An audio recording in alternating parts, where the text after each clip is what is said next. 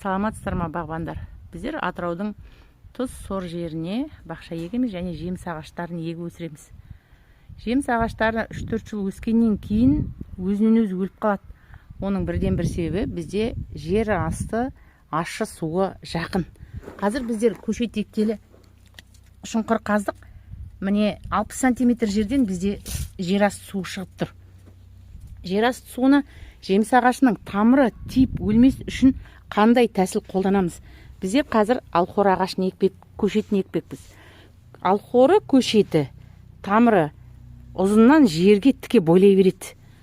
Ал бұның тамыры ащы суға барғаннан кейін ащы суды ішіп, содан ол өсе алмай өліп қалу жағдайлар көп кездеседі.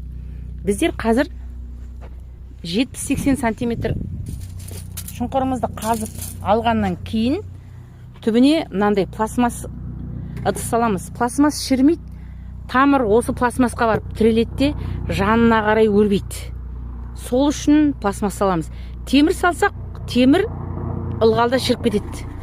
Міне пластмассты осылай саламыз. Осының үстіне ағаштың кесектерін салып, кішкене сабан жапырақ қосып,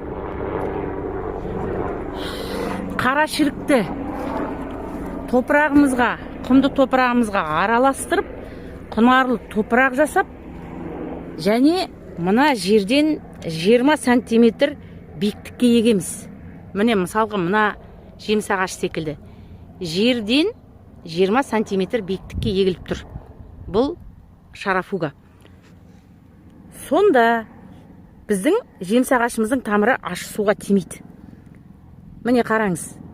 Жерімізді 20 сантиметрге көтеріп, айналасын ағашпен қоршап, топырақты көтеріп ексеңіз, шабдалы ағашы, өрік ағашы, алхора ағаштары өлмейді.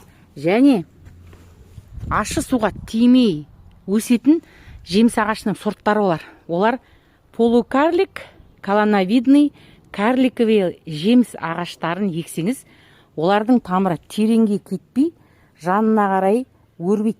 50-60 сантиметр тереңдіктен әрі кетпейді де, олар өлмей жақсы өседі. Сол үшін осы кеңестерді отырғызарда. Егер Атырауда тұрсаңыз, жеріңізден біздікіндей су шығатын болса, осы кеңестерді өзіңіздің қаперіңізге алыңыз.